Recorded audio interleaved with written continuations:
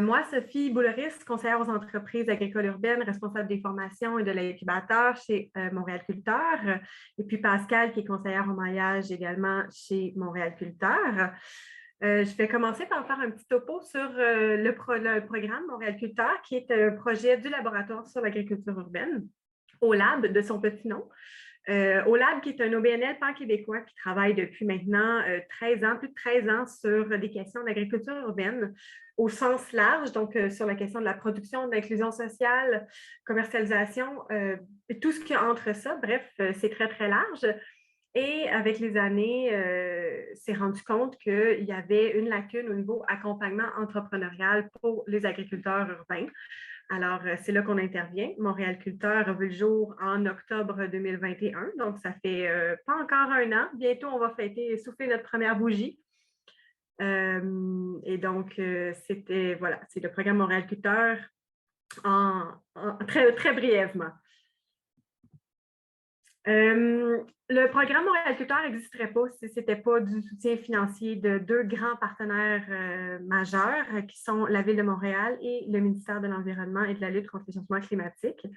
On travaille également avec la CMM, la Communauté métropolitaine de Montréal, le CRAAC, le Carrefour de recherche en agroalimentaire du Québec, l'École des entrepreneurs du Québec, et puis on a aussi du soutien de Logique, les Offices jeunesse internationaux du Québec, qui nous permettent d'offrir un soutien financier à nos entrepreneurs par leur biais de leur programme.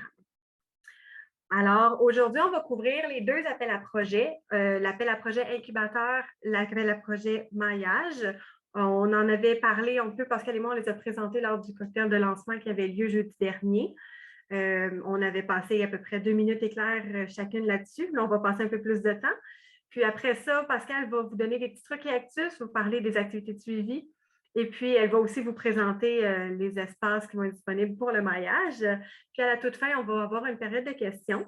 Mais vous pouvez toujours écrire vos questions dans le chat. On va les regarder en cours de route. On va peut-être y répondre dans le chat, peut-être à la fin, selon comment ça se profile pour le temps. Alors, pour commencer, si vous vous demandez l'incubateur ou le maillage, qu'est-ce qui est fait pour vous?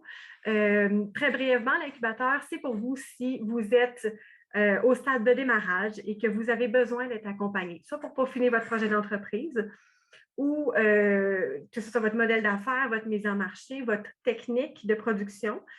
Si vous êtes en phase test, bref, c'est l'incubateur, c'est vraiment, je pense, l'endroit où vous allez pouvoir faire évoluer votre projet. Et si vous êtes passé cette étape-là, si vous êtes solide dans votre entreprise, votre modèle d'affaires est défini, les techniques de production, vous les maîtrisez bien, à ce moment-là, vous serez probablement prêt à passer au maillage qui vous trouve un accès, qui vous donne un accès plutôt à un lieu de production sans l'accompagnement soutenu qui vient avec le programme d'incubateur. Alors, le programme de l'incubateur, c'est la cohorte 2023, la 3e cohorte de Montréal Culteur.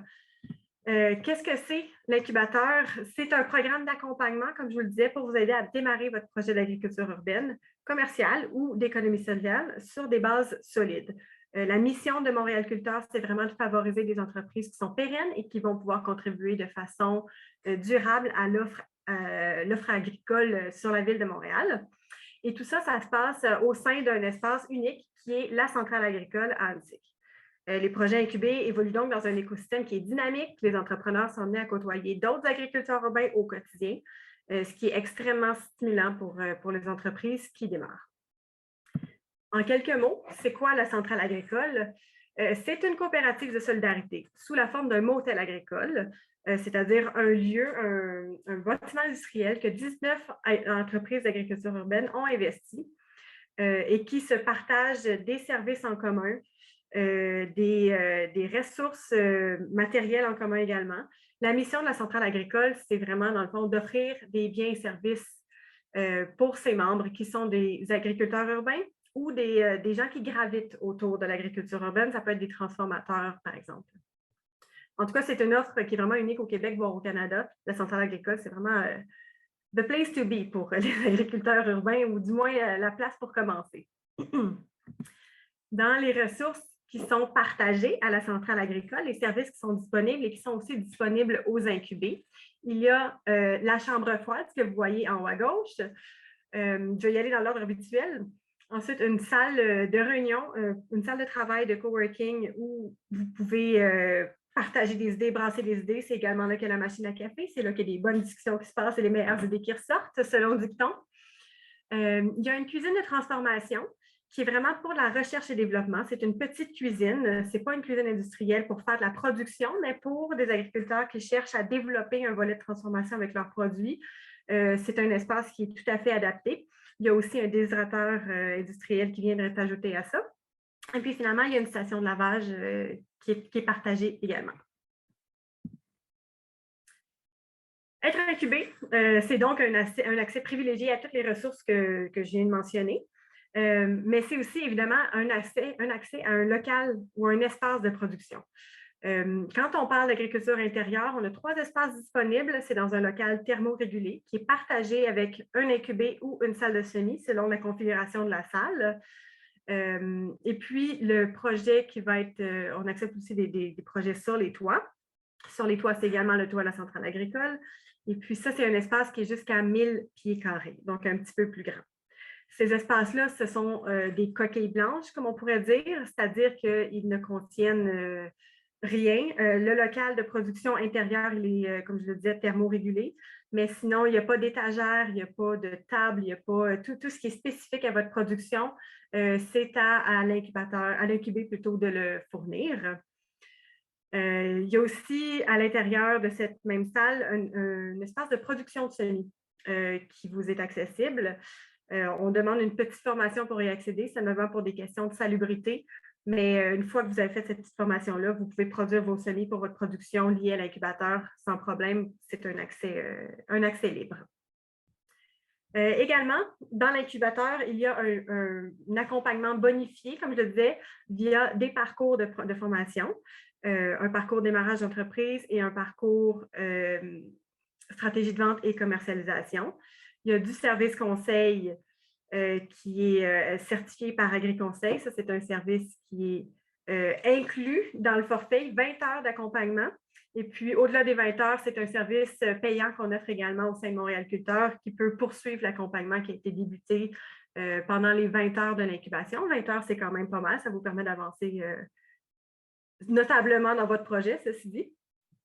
En cours de parcours et à la fin du parcours, il y a un service d'aiguillage. On commence le parcours par un diagnostic des forces et faiblesses du projet. Il y a des suivis en cours d'incubation pour permettre d'ajuster les objectifs, de faire des suivis, de voir comment est-ce qu'on peut améliorer vos modes de production, mise en marché, bref, pour atteindre vos objectifs.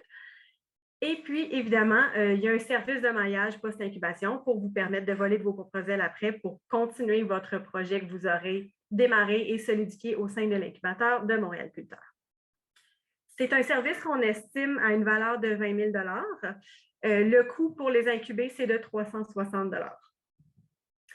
Et évidemment, plus les investissements qui sont propres à votre production.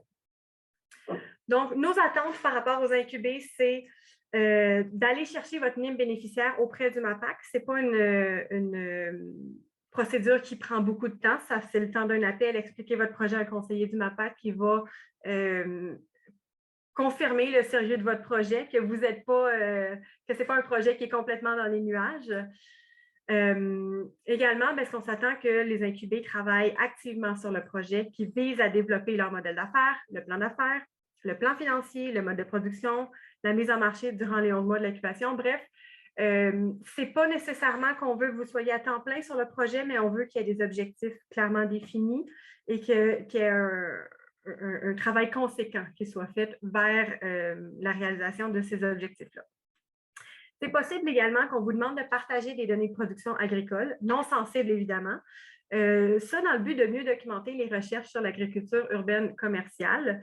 Le mandat d'OLAB, ça a toujours été de faire de la recherche, c'est dans l'ADN du laboratoire, de colliger des données, d'augmenter la base de données par rapport à l'agriculture urbaine. Et puis ça se fait évidemment en collaboration avec des entreprises agricoles urbaines. Alors, c'est possible que vous soyez mis à profit à ce niveau-là. Mais comme je vous le disais, je vous rassure, ce n'est jamais des données sensibles. Si c'est sensible, ça va toujours être avec votre consentement. En fait, de toute façon, c'est avec votre consentement. Et puis finalement, on vous demande de participer aux activités qui sont mises en place par le programme Montréal Culteur. C'est une obligation, en fait, c'est souvent que moi, je peux vous proposer des activités de la mise en marché commune, un marché commun. Ça se peut que ça ne fitte pas dans votre emploi du temps, que ça ne vous tente pas, mais si on a un engagement, qu'on s'engage à participer à tel ou tel événement, on s'attend à ce que cet engagement-là soit respecté. Pour être admissible à l'incubateur, en fait, le critère d'exclusion, ça serait d'être en phase d'idéation, c'est-à-dire d'avoir une vague idée de son projet, mais de ne pas trop savoir comment est-ce qu'on va le développer, ce projet-là. On appelle ça être en phase de prédémarrage, démarrage, conception d'un prototype ou recherche et développement. C'est ce qu'on appelle être des étapes un peu plus concrètes, un peu plus avancées dans le développement de votre projet. Le projet doit être en lien avec l'agriculture urbaine commerciale ou d'économie sociale. Qu'est-ce que ça veut dire? Ça veut dire qu'on veut qu'il y ait une composante transactionnelle. Ça exclut des projets citoyens, des projets d'OBNL ou dans lesquels il n'y a pas de volet vente de produits de la production agricole urbaine. Ça va tout être de la production donnée, par exemple, et puis que le projet est financé par des subventions, malheureusement, on ne peut pas l'accepter. Et l'économie sociale, mais c'est parce qu'on souhaite la bienvenue, évidemment, à toutes les OBNL, les coopératives. Bref, la forme, la raison juridique n'a pas d'importance par rapport au projet. C'est vraiment la vente qui est importante pour nous. On veut également des projets qui ont une composante innovante. Et là, innovante ne veut pas nécessairement dire technologie de la NASA. Ça peut être une innovation dans votre mise en marché.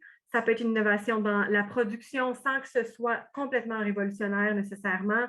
Juste d'ajuster un certain aspect de la production que vous avez reconnu être problématique dans votre filière de production, puis vous avez une solution, c'est de l'innovation. Ça peut être au niveau de vos employés, votre modèle social. Bref, il y a toutes sortes de façons que votre entreprise peut être innovante, votre entreprise ou votre projet.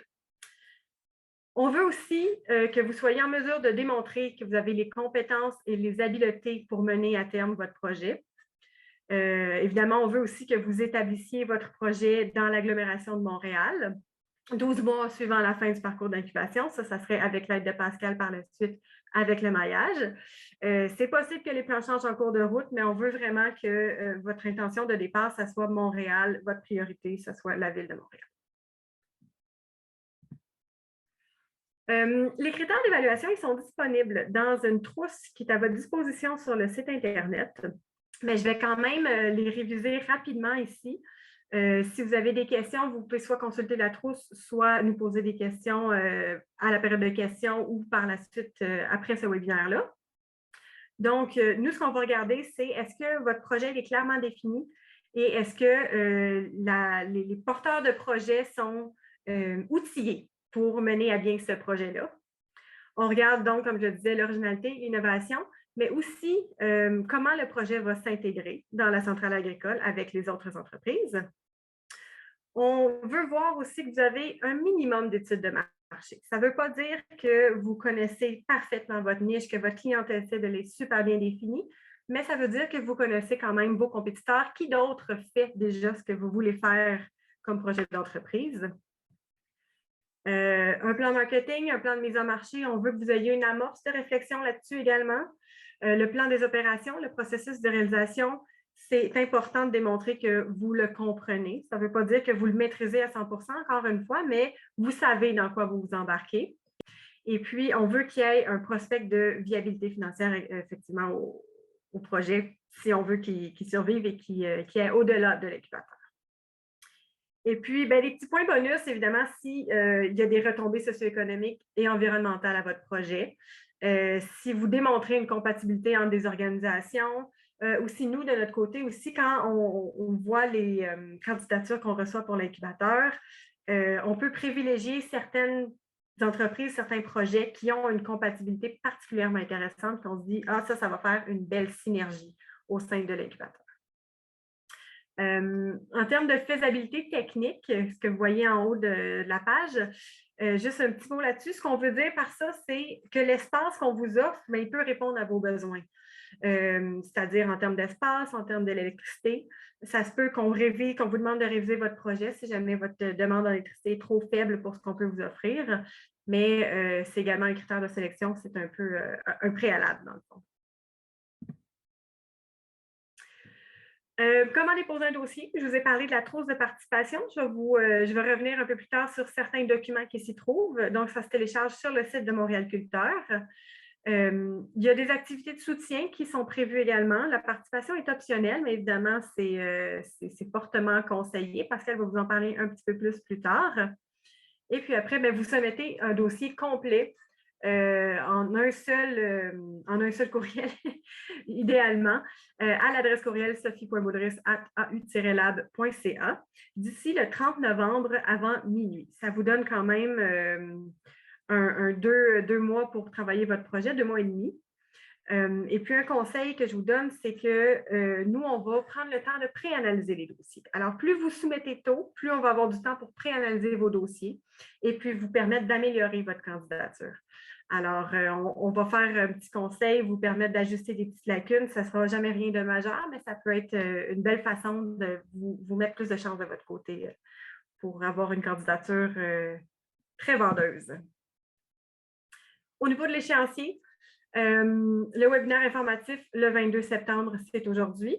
Le 5 octobre, donc dans 2 semaines, il y a une midi-conférence, la clé pour réussir son projet de ferme urbaine. On va voir les documents ou le document essentiel pour bien organiser vos idées, pour partir sur des bases solides. Ça peut être très, très pertinent pour remplir le dossier de candidature. Il va y avoir une visite de la centrale agricole aussi le 18 octobre, en avant-midi. Si vous voulez voir les locaux, en connaître un peu plus sur les spécifications aussi, ça va être le moment d'y aller, de poser vos questions. Et je le disais, le 30 novembre, c'est la clôture de l'appel à projet. Pendant le mois de décembre, on va, avec un comité, évaluer les dossiers, peut-être faire des allers-retours, poser des questions, vous demander des précisions. Puis, on va annoncer les projets retenus le 20 décembre de cette année. Et la cohorte va pouvoir s'installer dans l'incubateur le 1er février 2023. Donc, pour l'appel à projet maillage, donc il a commencé le 15 septembre avec l'événement de lancement de la semaine passée et se termine le 15 novembre 2022. Donc, l'objectif propriétaires et gestionnaires qui ont des espaces vacants avec des entreprises agricoles urbaines, commerciales et d'économie sociale, puis vraiment d'outiller les porteurs de projets.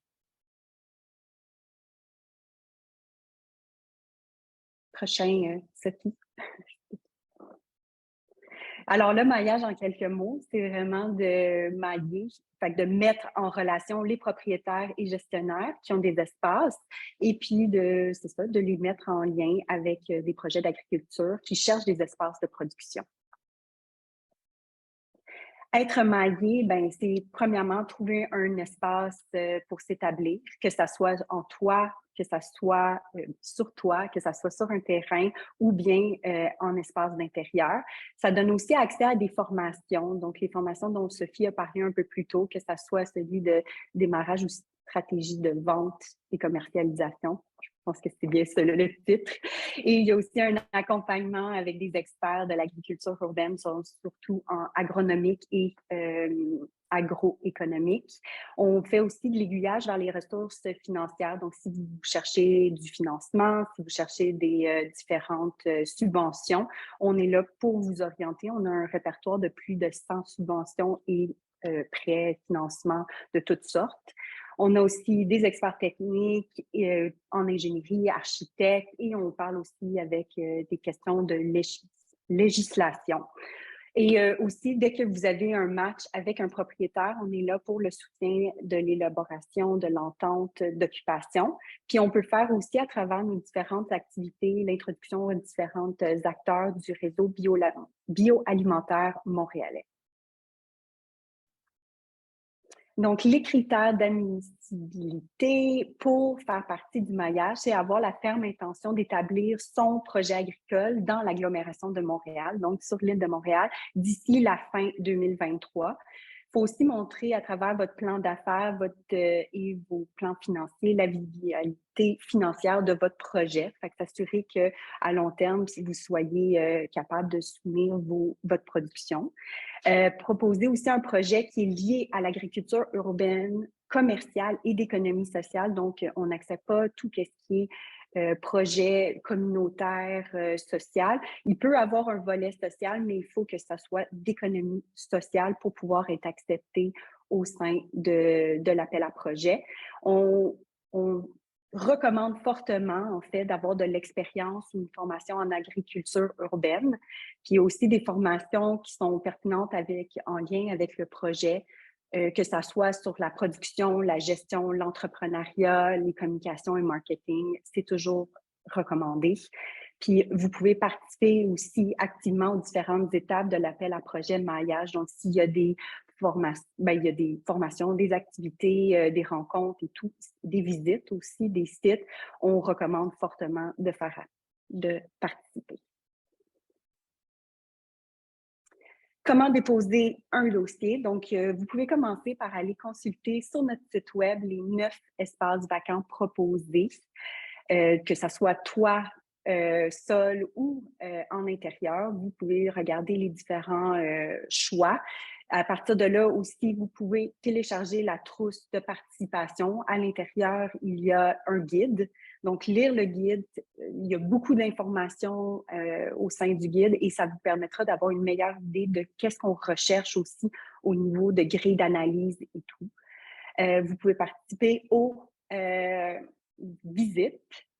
visites des sites qui auront lieu dans la semaine du 10 octobre. On a aussi sur notre site web, vous pouvez commencer déjà à vous inscrire aux différentes visites. Et il faut remplir la documentation exigée, donc le formulaire de candidature, le plan d'affaires, le plan financier et nous envoyer aussi une version de votre CV. Et vous devez tout compléter, soumettre votre dossier pour le 15 novembre avant minuit à mon adresse courriel pascal.nix@aulab.ca. Puis une accusé de réception vous sera envoyé au plus tard dans les 5 jours ouvrables. Puis, ça se pourrait aussi qu'un comité d'analyse vous demande plus d'informations s'il manque quelques informations ou que certains détails ne sont pas nécessairement clairs. Donc, une réponse par rapport aux différents maillages avec les propriétaires vous seront acheminés au cours de l'hiver 2023. Donc, nos critères d'évaluation.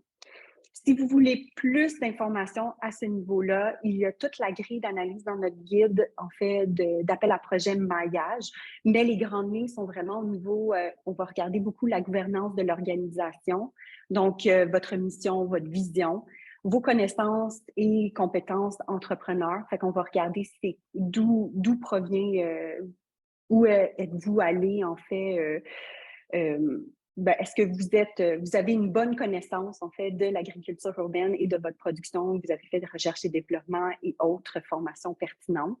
Donc, la faisabilité technique aussi de votre projet, la viabilité financière. Donc, est-ce que tout tient debout? La mise en marché, commercialisation, alors qui est votre clientèle, à qui allez-vous vendre et les retombées socio-économiques, environnementales du projet. Puis aussi, comment ça s'arrime en fait avec le propriétaire. Est-ce qu'il y a des compatibilités entre vous et le propriétaire ou gestionnaire où vous allez appliquer pendant l'appel à maillage? Donc, l'échéancier, c'est le 15 septembre, le début, le 22 aujourd'hui, le webinaire informatique. Le 5 octobre, il y a bien sûr le midi-conférence que Sophie a présenté, la clé pour réussir son projet de ferme urbaine. Dans la semaine du 10 octobre, il y a les visites des différents espaces et le 15 novembre, il y a la clôture de l'appel à projet. Et de décembre à mars, il y a analyse des dossiers, délibération et dans certains cas, déjà le premier contact avec le propriétaire ou gestionnaire et le début peut-être de l'élaboration de l'entente. Et les annonces vont se faire au fur et à mesure que les projets soient retenus. Donc, les visites guidées, comme j'en ai déjà parlé, c'est dans la semaine du 10 octobre. Vous pouvez aller directement sur le site web pour savoir quelle date et heure. Là, en général, comment ça va fonctionner pour les visites, c'est qu'elles dureront, la visite en tant que telle, fait que le tour des espaces va durer environ 1 heure. Et il va être présenté par le propriétaire ou le gestionnaire de chaque site. Et après ça, chaque projet, en fait, chaque entrepreneur ou projet d'économie sociale va pouvoir présenter son projet au propriétaire et gestionnaire, et aussi le propriétaire et l'entreprise va pouvoir poser ces questions l'un à l'autre. Donc, il faut vraiment avoir dans l'idée que ça ne sera pas juste le propriétaire qui va présenter, mais que vous aussi, en tant qu'entreprise, vous allez présenter votre projet, et c'est une manière de bien vendre son projet et d'avoir de bons liens avec le propriétaire et voir s'il y a un match qui peut être déjà fait. Alors, je voudrais prendre un instant pour vous présenter les documents qui sont dans la trousse.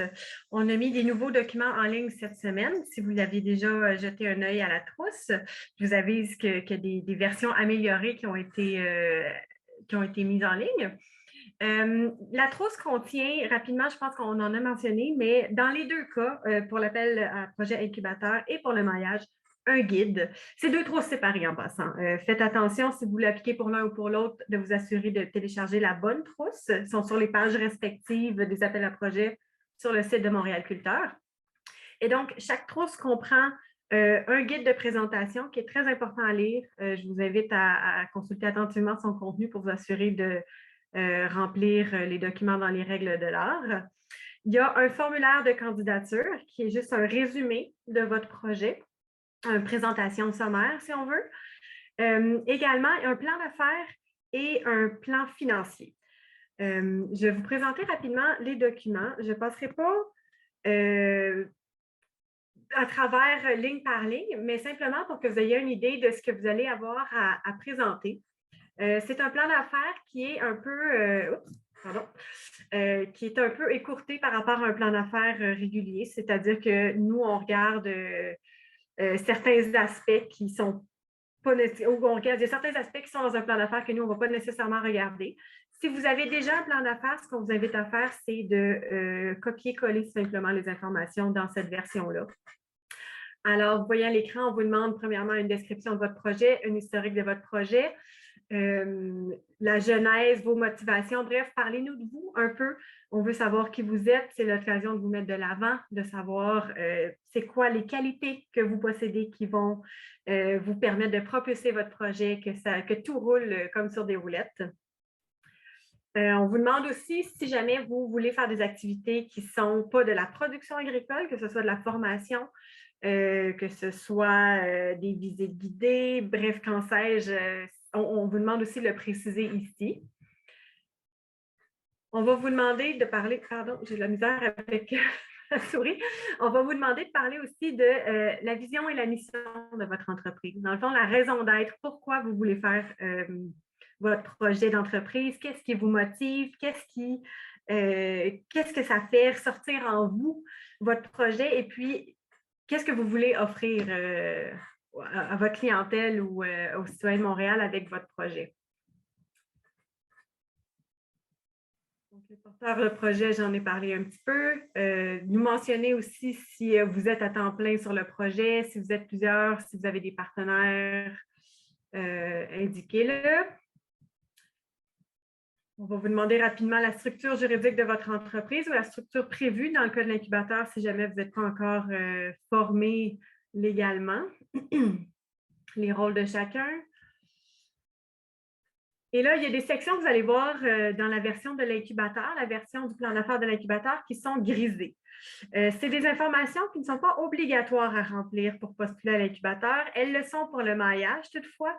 Mais si vous les remplissez pour présenter à l'incubateur, c'est des points bonus pour vous. C'est juste des petites questions qui nous permettent un peu d'encore mieux connaître votre projet, mieux comprendre, bref, de donner plus de poids à votre candidature. Alors, si vous avez des réponses aux questions qui sont en gris, n'hésitez pas à les mettre dans le document. Les études de marché, Pascal et moi, on en a parlé respectivement. Pour l'incubateur, on ne s'attend pas à ce que ce soit hyper exhaustif. Pour le maillage, on va avoir des attentes un peu plus élevées, étant donné qu'on s'attend à des entreprises qui sont un peu plus matures, on pourrait dire. De mise en marché que vous prévoyez, on analyse la concurrence avec les forces, les faiblesses, les menaces, les opportunités. Si vous avez déjà fait des plans d'affaires, c'est toutes des notions qui sont très familières, je présume. Il n'y a rien de nouveau là-dedans. L'objectif de ce document-là, ce n'est pas de vous refaire faire un plan d'affaires, c'est juste de le mettre en forme selon nos besoins pour que tous les projets qui nous sont présentés puissent être présentés de manière égale et que ce ne soit pas simplement une question de présentation. Vous avez fait un sondage aussi auprès de votre clientèle cible, des tests sur le marché, mettez-le en valeur, c'est le temps de le faire. Votre marketing, votre mise en marché, votre stratégie de prix, la logistique de votre mise en marché, c'est toutes des questions en fait pour déterminer comment vous avez pensé votre projet. Les risques, est-ce que vous avez pesé les pour, les contre, comment est-ce que vous avez pris vos décisions en lien avec les différents éléments du plan d'affaires. Et puis, finalement, on en a parlé un petit peu également, décrivez votre cycle de production pour voir que vous maîtrisez bien votre culture, tout simplement, que vous comprenez ce que ça implique. Si vous avez besoin d'employés, on vous le mentionne. Et puis, surtout pour le maillage, précisez vos besoins en termes de lieu de production, la superficie que vous avez besoin, le type d'infrastructure, la localisation, tous les besoins techniques. Si vous avez des questions à ce niveau-là, Pascal peut vous aider.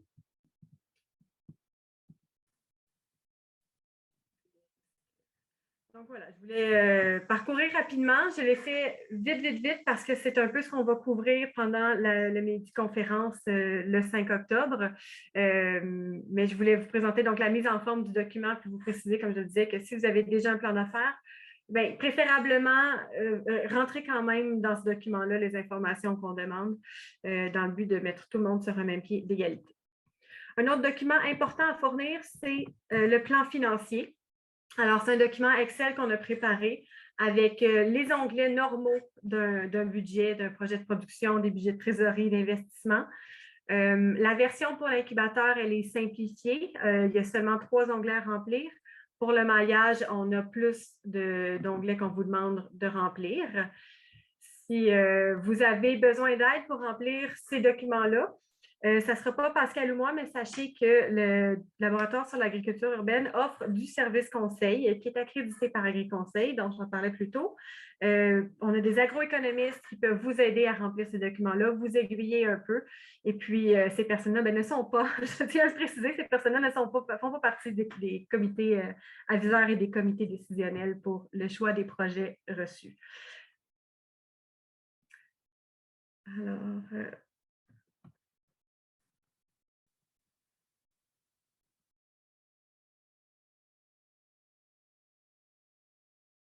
on aimerait ça vous partager en fait des trucs et astuces pour vous simplifier un peu la vie. Donc, si vous avez dans le cas du maillage, en fait, si vous êtes intéressé à plusieurs espaces, vous pouvez juste remplir le formulaire de candidature. Fait que ça serait un formulaire de candidature par espace et là aussi indiquer en fait l'ordre de préférence dans votre courriel d'envoi.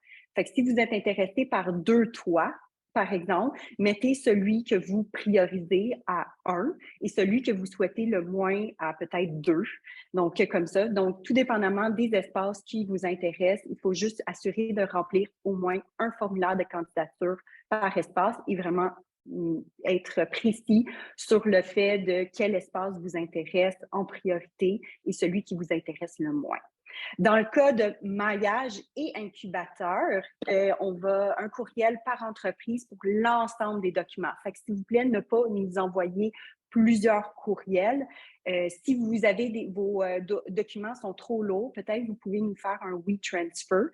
Ça sera peut-être plus simple que de nous envoyer plusieurs courriels. Donc, comme ça, on va avoir toute l'information dans une fois, en fait. On recommande très fortement d'utiliser le plan d'affaires et le plan financier qui est fourni dans la trousse de participation. En fait, ça nous permettra au comité d'analyse de vraiment analyser le mieux possible vos dossiers et on n'aura pas à chercher où est toute l'information. Donc, s'il vous plaît, utilisez le plan d'affaires et le plan financier et les formulaires de candidature. Et comme Sophie l'a déjà mentionné, il est toujours recommandé en fait de soumettre plus tôt. Comme ça, on peut déjà faire une pré-analyse des dossiers et s'assurer que s'il manque des informations, on peut vous retransmettre votre documentation avec quelques recommandations pour améliorer vos dossiers de candidature. Alors, nos activités de soutien. Alors, comme on a déjà mentionné à plusieurs reprises, le 5 octobre à midi, il y a le Midi-conférence, la clé pour réussir son projet de ferme urbaine. Donc, si vous voulez avoir un petit coup de pouce pour votre plan d'affaires, que vous avez des questions, que vous avez une petite...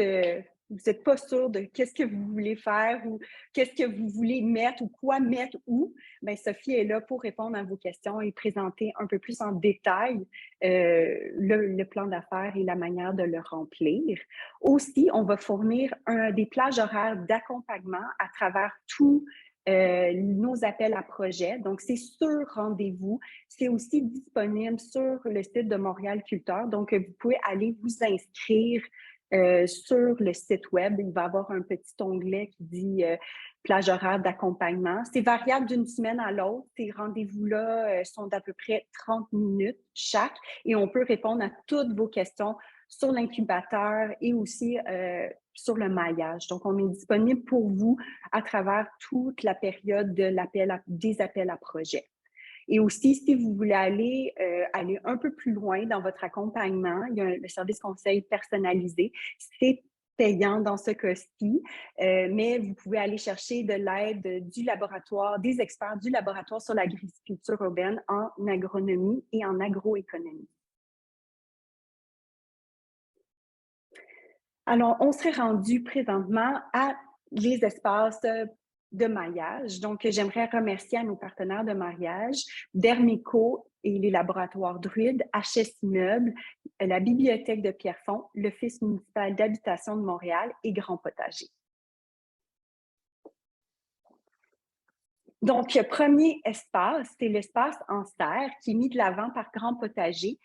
Donc, Grand Potager est une OBNL qui valorise en fait l'agriculture urbaine en proposant plein de divers événements qui permettent aux citoyens de familiariser avec les serres, de rencontrer les membres et les entreprises. Donc, elle, ce qu'ils recherche, c'est des projets d'agriculture urbaine, que ce soit commercial ou d'économie sociale. Toutefois, si vous êtes une entreprise d'agriculture urbaine commerciale, il est très important pour Grand Potager que vous ayez une offre ou que vous offrez des opportunités éducatives et de bénévolat pour les citoyens. C'est vraiment dans l'ADN, en fait, de Grand Potager et des entreprises qui sont au sein des serres municipales de Verdun. Donc, on a une visite des serres. Si on peut peut-être aller à la prochaine diapositive. Alors, comme vous voyez, vous pouvez faire vous pouvez faire votre production et tout ça dans la serre. Donc, la visite, comme je disais, est le jeudi 13 octobre à 14 h. Si vous êtes intéressé à visiter les serres par curiosité ou parce que vous voulez appliquer, vous pouvez rencontrer la propriétaire, la gestionnaire, en fait, des serres, qui est Laurence, et elle vous pourra vous expliquer un peu plus comment fonctionne Grand Potager et qu'est-ce que la production en fait au sein. Il n'y a pas nécessairement de quota au niveau de la production qu'elle demande, mais il est tout à fait, vous pouvez faire votre production, proposer votre projet et après ça, il y a aussi de la recherche et développement qui est fait de la part de Grand Potager. Et il est très important, comme j'ai mentionné précédemment, d'avoir tout un volet social pour les citoyens. Donc, le deuxième espace que Grand Potager offre est un espace au sol. Comme vous voyez, en fait, présentement sur la photo, c'est un espace, en fait, c'est un ancien stationnement que Grand Potager aimerait en fait rendre productif. Donc, elle est ouverte, le gestionnaire est ouvert à plein d'idées. Donc, que ça soit une idée de serre, par exemple, productive, que ça soit des bacs, que ça soit comestible ou non. Vous pouvez proposer votre projet. Encore une fois, c'est le même idée, en fait, qu'à l'intérieur des serres. Il faut qu'il y ait vraiment un aspect éducatif et bénévolat qui soit intégré au projet. La visite aura lieu en même temps que la visite des serres. Ça sera le 13 octobre à 14 heures. Quelques photos et voilà. Et pour le prochain espace, c'est un espace au sol qui est offert par la bibliothèque de Pierrefonds. La visite aura lieu le 13 octobre à 9 h le matin. Si vous voulez vous inscrire, c'est possible de le faire en ligne présentement. Pour des détails un peu plus techniques, c'est possible de aussi aller sur notre site web, sur nos fiches plus précisément. Mais en gros, c'est environ un 5000 pieds carrés en sol. Il est possible de faire autant comestible que non comestible. L'aménagement peut être en terre comme il peut être en bac.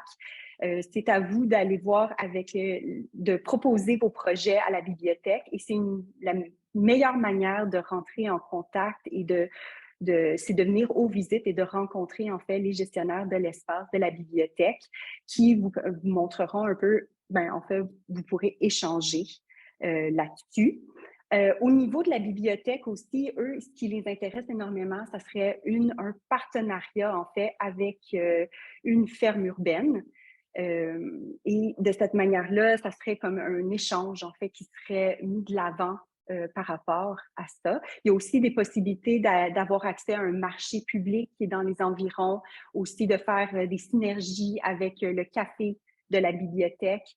Et aussi pour eux, un peu comme pour Grand Potager, ils seraient très intéressés qu'il y ait un volet social. L'entreprise peut être commerciale, mais en même temps qu'il y ait un volet social qui soit mis de l'avant pour la communauté environnante et aussi pour les usagers de la bibliothèque. L'espace est vraiment, comme vous voyez, il y a des espaces en sol, à peu près 5000 mètres pieds carrés, mais il y a aussi un espace dans la cour intérieure qui serait propice à des bacs d'environ à peu près 1000 pieds carrés. Donc, c'est vraiment proposer votre projet et rencontrer aussi le propriétaire, le gestionnaire. Et de cette manière-là, ça vous donnera une meilleure idée de ce qui peut être mis de l'avant sur ces espaces. Prochaine. Alors, l'Office municipal d'habitation de Montréal, OMHM, c'est vraiment l'office qui nous propose en fait un espace. Eux sont surtout spécialisés en logement, en fait, qui mettent de l'avant, mais beaucoup de leurs logements ont des grands terrains, comme vous pouvez le voir. Et ils ont tout un aspect, en fait, de leur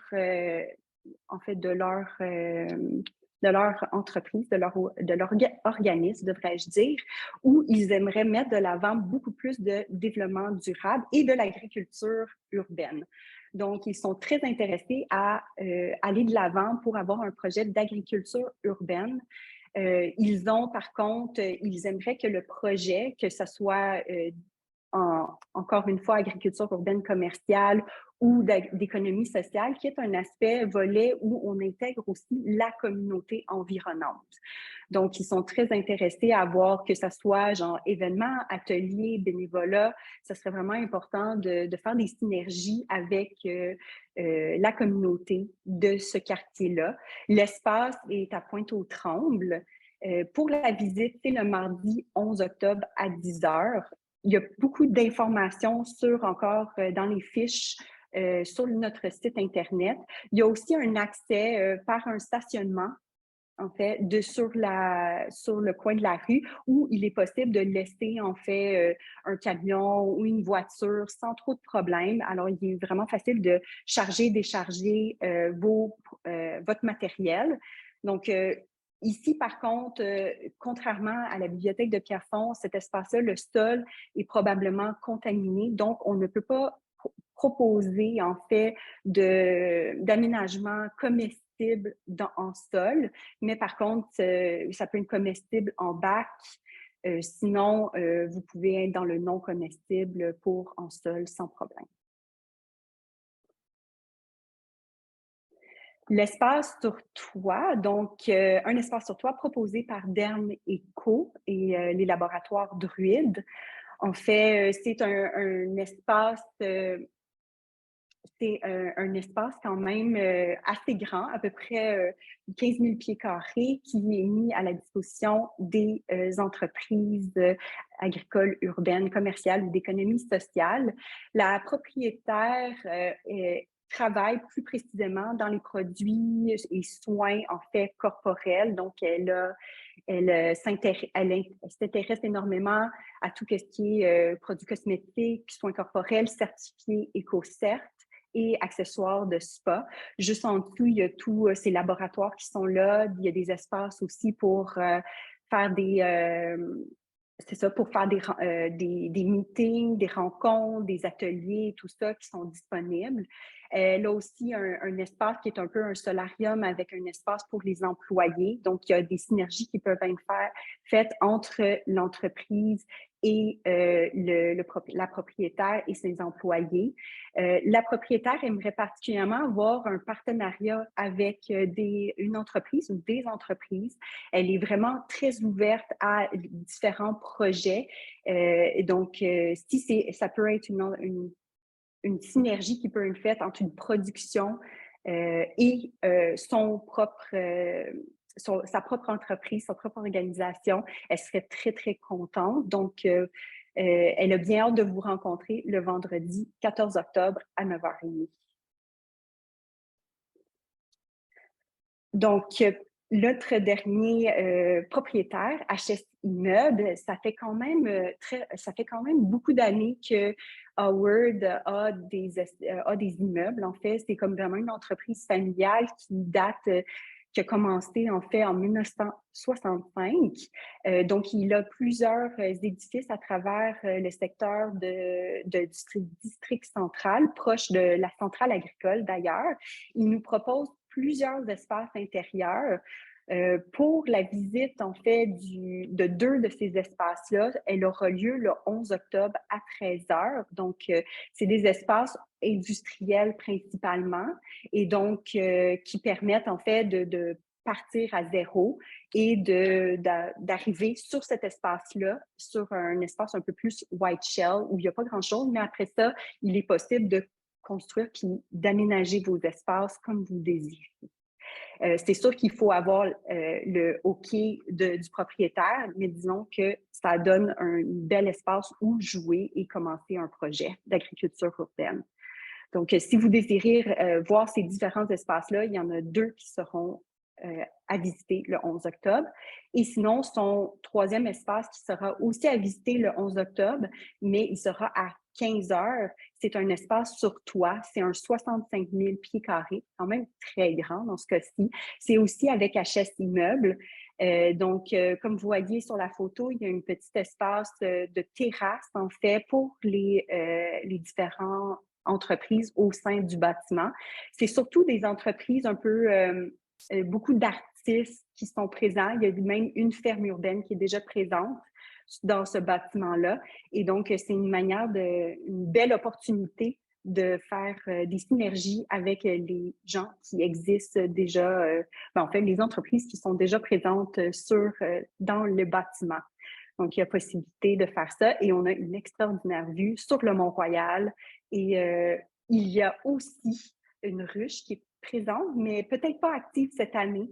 C'est aussi une possibilité. Fait que si vous pouvez faire soit du maraîchage en bac, par contre, pas nécessairement possible de faire maraîchage en sol sur toit, mais en bac, le toit a été rénové récemment aussi. Donc, bac, il y a aussi une manière de mettre des systèmes d'irrigation comestibles, non comestibles. C'est des possibilités et le propriétaire est très ouvert à différentes propositions de projets.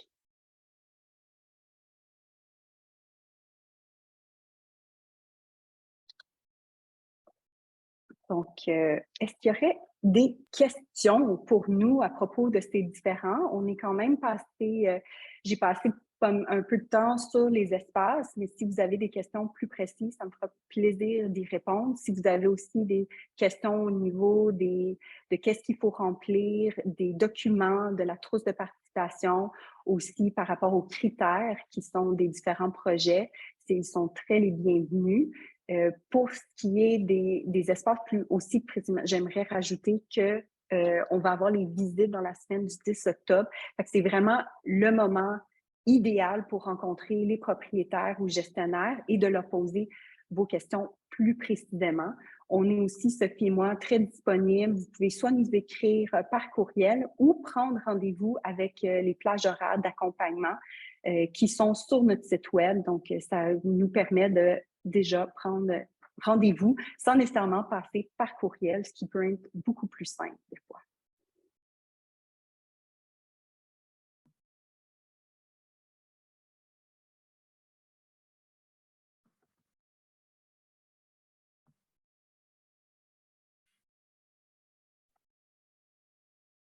Peut-être que je peux y aller avec des questions qui nous avons été envoyées par courriel pour commencer. Peut-être que ça va en inspirer d'autres. Puis d'ailleurs, j'espère que les espaces offerts, que ce soit l'incubateur ou les espaces à mailler, vous inspirez. C'est quand même des belles opportunités, je pense, pour développer vos projets. Fait que, on est bien excités avec tout ça. Alors, une question concernait est-ce que si j'ai envie de monter un projet d'agriculture urbaine, mais je ne sais pas encore ce que je veux faire ou ce que je peux faire, est-ce qu'on fournit un accompagnement pour ça? La réponse, c'est oui, mais pas dans le cadre des appels à projets. Comme je le disais, pour les appels à projets, on veut des projets qui sont un peu plus définis. Mais si vous avez besoin d'aide, vous posez des questions sur qu'est-ce qui se fait déjà, vous avez besoin d'avoir un portrait global sur l'agriculture urbaine à Montréal. Oui, on peut se rencontrer, en jaser, essayer de débroussailler vos idées aussi. Il y en a des fois qui ont des idées qui sortent un peu pêle-mêle. Tout ça est super inspirant, mais on se demande par où commencer. Et on peut vous aider à être un peu la deuxième voie là, qui vous permet de faire le tri dans toutes les bonnes idées que vous pouvez avoir. J'espère que ça répond à la question. Moi, j'aurais une deuxième question aussi. J'ai un projet que j'ai démarré chez moi. J'hésite entre l'incubation et le maillage. Comment me conseillez-vous de choisir? Sophie? Excellente question. Ça va, en fait, peu importe votre stade, vous pourriez être accepté à l'incubateur. À moins que vous soyez déjà une entreprise établie, ça fait des années que vous roulez, peut-être que je vous conseillerais plus le maillage. Mais même si vous avez un plan d'affaires solide, vous êtes vraiment béton dans votre modèle d'affaires, l'incubateur peut être une option pour vous. La différence à ce moment-là entre l'incubateur et le maillage, ça va être le niveau de soutien auquel vous allez avoir accès. Dans l'incubateur, vous avez l'accès à la formation, vous avez 20 heures d'accompagnement de service conseil qui vous est gracieusement offert, ce qui représente quand même une bonne valeur. Vous avez un suivi plus des objectifs. Fait que si c'est ça que vous croyez dont vous avez besoin pour faire avancer votre projet, l'incubateur serait la bonne place pour vous. Si vous vous sentez plus indépendant, soit vous avez déjà vos conseillers, vous avez besoin de services conseils, mais peut-être plus ponctuellement, du service conseil agronomique, on peut vous l'offrir, mais plus ponctuellement aussi. Même chose pour l'agroéconomie. Vous pouvez aller chercher même si vous êtes dans le maillage, quoi qu'il n'est pas inclus dans un genre de package comme il l'est pour l'incubateur. Mais donc, si vous êtes un peu plus autonome, vous êtes capable d'aller chercher vous-même vos propres ressources ou les questions que vous avez à poser à un spécialiste sont un peu plus ciblées, demandent moins de temps. À ce moment-là, le maillage peut être une bonne option pour vous. Si aussi, l'incubateur, c'est sûr que c'est une durée de 11 mois, de février à décembre. Au mois de décembre, il faut voler de vos propres ailes, vous trouver votre espace. Si la perspective de déménager ne vous intéresse pas du tout, vous pourriez aller directement avec le maillage aussi. Sous réserve d'avoir un projet qui est bien prêt, bien mature.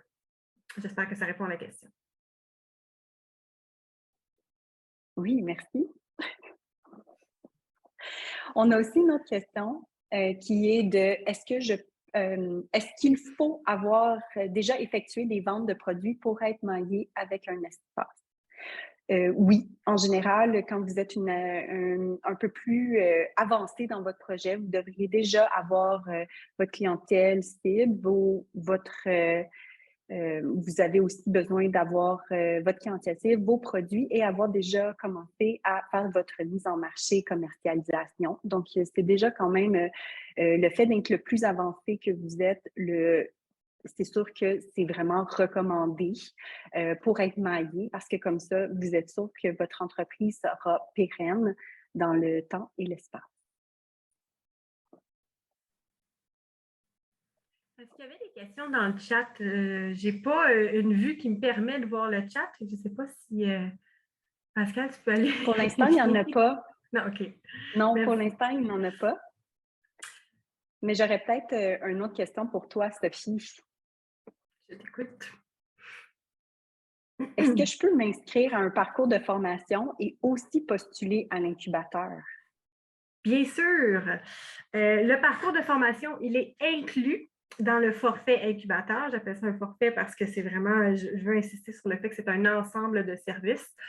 L'un peut aller sans l'autre, peuvent aller ensemble. C'est vraiment, on essaie de rendre ça flexible. Il y a des gens pour qui les parcours de formation, soit ils les ont déjà faits, soit les horaires ne conviennent pas, puis c'est tout à fait normal, c'est tout à fait correct. À l'inverse, si vous voulez que faire les parcours de formation, c'est possible aussi. Et donc, faire le parcours de formation peut vous aider à postuler à l'incubateur. On a une cohorte démarrage qui commence la semaine prochaine, le 29. C'est une formation c'est une formation virtuelle avec des réunions synchrones de jour et puis du contenu à consulter à votre rythme, qui c'est des capsules vidéo préenregistrées. Les rencontres synchrones, c'est l'occasion de rencontrer la cohorte, de rencontrer le formateur, de poser vos questions, d'approfondir le contenu, de préciser certaines choses. Donc, le parcours démarrage peut vous aider à préparer votre dossier d'appel à projet. Ce n'est pas obligatoire. Et puis, si vous avez déjà une bonne base de projet, bien, vous pouvez aussi jeter votre idée dans les formulaires qu'on présente pour les appels à projet. Et puis, présenter ça et puis prendre le parcours pendant pendant la période d'incubation. Ce que je voudrais souligner par rapport à ça, c'est que beaucoup d'entreprises qui viennent à l'incubateur ont beaucoup de choses à faire. Des fois, les parcours sont plus durs à suivre une fois qu'on a les pieds dedans. Enfin, on peut commencer la production, c'est souvent ce qui devient la priorité. Faire le parcours de formation, de démarrage d'entreprise en amont, ça peut être une bonne idée pour essayer de répartir dans le temps un peu toutes les choses qui sont à faire en démarrage d'entreprise. On a plusieurs questions dans le chat, Sophie, dont une qui te revient, c'est combien d'incubés acceptez-vous cette année? On a, je m'excuse, je pensais que j'avais mentionné, je l'ai peut-être omis. On a 3 incubés en intérieur, donc c'est la portion locale de 500 pieds carrés et un incubé sur le toit sur 1000 pieds carrés. Et j'en ai une pour moi, en fait, c'est pouvez-vous nous donner une idée des loyers commerciaux en moyenne pour un projet d'agriculture urbaine comme ceux que vous proposés. Donc, les loyers sont très, très variables, en fait. Donc, c'est quelque chose à discuter avec le propriétaire ou gestionnaire immobilier. Notamment, vous pouvez poser vos questions avec le haut propriétaire lors des visites. Mais en général, ce qu'on essaie de soutenir avec les propriétaires, c'est que ça soit moins de 13 $ le pied carré pour ainsi permettre une viabilité financière au niveau de l'entreprise. Aussi, le 13 $ le pied carré, c'est surtout pour des espaces en intérieur. C'est très variable. Il n'y a pas, en fait, nécessairement de données, en fait, sur les loyers, sur toit ou en terre. Souvent, ça va être surtout une entente de partenariat qui va être mis de l'avant, donc donnant-donnant. Donc, ça aussi, c'est quelque chose à voir plus précisément avec le gestionnaire ou le propriétaire. Si vous avez des questions plus précises à ce niveau-là, je vous inviterai à prendre rendez-vous avec moi pour avec les plages horaires d'accompagnement et on pourra en discuter plus précisément. Une autre question qui nous revient parfois. Quelqu'un qui a un projet de service, donc par exemple qui fait de l'aménagement nourricier et qui a besoin d'un espace de bureau et de stockage, est-ce que cette entreprise peut postuler au maillage? Bien, ça dépend toujours si le projet de service d'aménagement nourricier se trouve où. Un espace de bureau et de stockage, c'est possible, mais après ça, c'est à voir encore de cas par cas avec le propriétaire, le gestionnaire immobilier. Donc, j'arrêterais pas, je dirais que j'irais tout de même, je postulerais tout de même au maillage, mais après ça, avoir du cas par cas et peut-être que ça serait, oui, un espace de bureau de stockage, mais peut-être avec un aménagement à côté aussi pourrait être intéressant. On a une question dans le chat. C'est devrions-nous postuler pour le maillage 15 novembre pour être certains d'avoir un espace de production si nous ne sommes pas retenus pour l'incubateur le 30 novembre? Donc, moi, je t'inviterais, Chloé, oui, tu peux postuler autant à l'incubateur qu'au maillage. Il n'y a vraiment pas de problème. Après ça, c'est ça, il faut voir comment tu développes ton projet. C'est sûr que le projet que tu proposes à l'incubateur ne sera pas nécessairement exactement le même que celui dans les espaces de maillage. Aussi, il est très important quand vous déposez un projet de bien l'adapter selon d'un espace à l'autre. Ça a vraiment un impact, puis c'est aussi un impact pour le propriétaire parce que c'est très personnalisé et l'espace, comme vous montrez en fait que vous avez bien adapté votre projet selon l'espace. Donc, si vous avez 2 toits, il est important quand même de l'adapter selon un toit versus un autre toit parce qu'il n'y aura pas nécessairement le même type d'engagement ou le même type de volet. Par exemple, il y en a un, peut-être qu'il y aura un volet social versus l'autre, n'en aura pas. Donc, bien adapter vos projets selon les espaces sur lesquels vous appliquez, que ce soit aussi autant pour le maillage que l'incubateur. J'ajouterais aussi que c'est exactement le genre de situation dans laquelle vous seriez bien de prendre rendez-vous pour discuter vraiment de votre projet, voir un peu qu'est-ce que vous avez déjà en main comme document, nous montrer ce que vous avez déjà travaillé. Si vous n'êtes pas certain, si c'est à ce niveau-là, vous n'êtes pas certain si vous êtes prêt pour le maillage ou si vous devriez commencer par l'incubateur.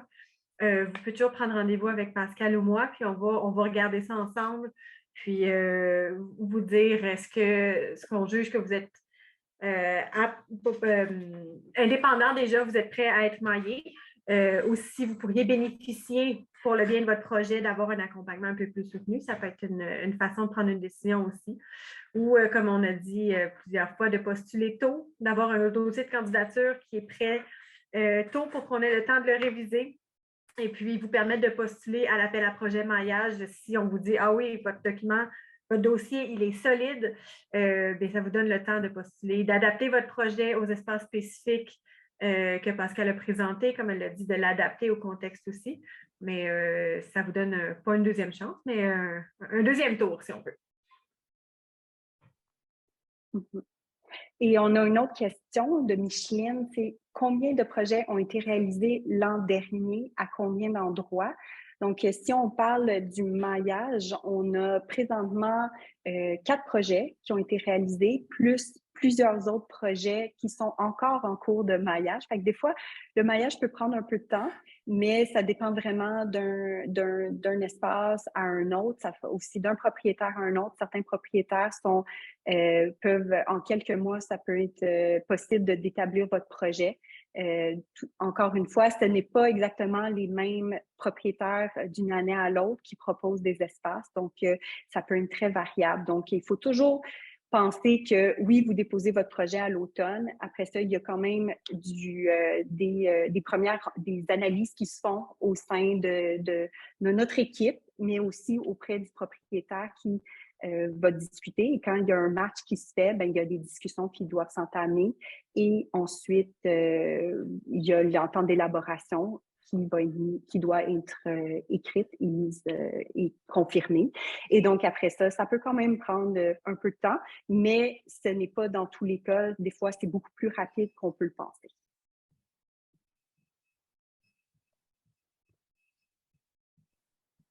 qu'il y aurait d'autres questions? Ah, moi, j'en ai une pour toi, Sophie. Donc, je fabrique des équipements de jardinage innovants qui ont besoin d'une phase test. Est-ce que je peux postuler à l'incubateur? Une excellente question. Nous, notre mission, Montréal Culteur, c'est vraiment d'encourager la production commerciale, donc les producteurs. Les équipements qui sont en phase test, on peut les accepter à l'incubateur à condition que vous-même, vous les utilisiez pour faire de la production et vendre cette production-là.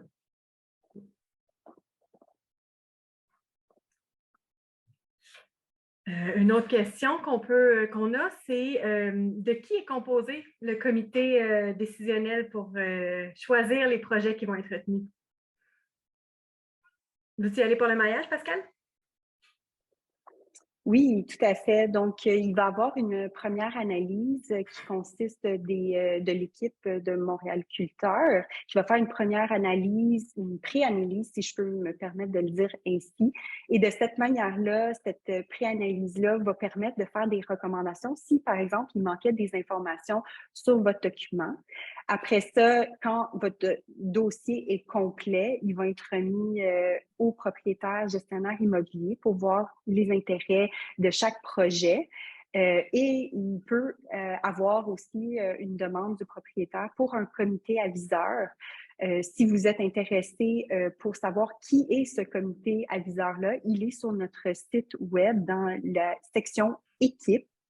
Donc, vous pouvez aller lire un peu plus la biographie, qui sont ces personnes qui peuvent analyser vos dossiers. Donc, c'est ça. Donc, il y a plusieurs étapes au maillage pour s'assurer que ça se passe, qu'on ait le meilleur match possible entre une entreprise agricole urbaine et un propriétaire gestionnaire immobilier. J'espère avoir répondu à la question. Et pour toi, Sophie, qui est ce fameux comité? Le comité de sélection pour l'incubateur est plus petit que pour le maillage. Il est composé d'un représentant de Montréal Culteur, d'un des coachs qui accompagnent les entreprises qui vont être incubées et également d'un représentant, d'un responsable de la centrale agricole qui est la personne qui s'assure qu'il y a une cohésion dans les projets, qu'il n'y ait pas de conflit potentiel, bref, qui s'assure que le projet qui entre dans l'incubateur à la centrale agricole s'harmonise bien avec les autres projets de la centrale agricole.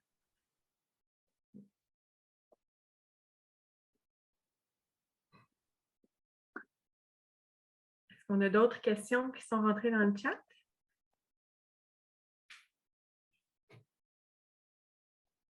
Pas que je vois. On va vous laisser encore quelques minutes si vous avez d'autres questions. Sinon, on est toujours disponible, comme on l'a mentionné à quelques reprises, pour des plages horaires d'accompagnement. Donc, n'hésitez vraiment pas à profiter de ce service. On est là pour vous aider à élaborer vos projets et à appliquer aux différents appels à projets.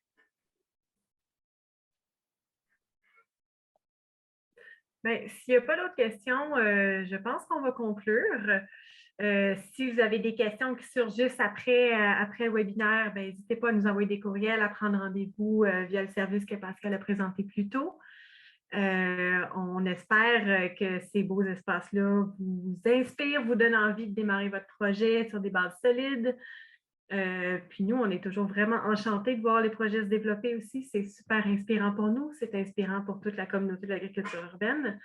Alors, on vous remercie de votre temps ce midi. Bon appétit à ceux qui sont en train de manger ou qui n'ont pas fini de manger. Si Pascal n'a rien à ajouter, je pense qu'on va conclure comme ça.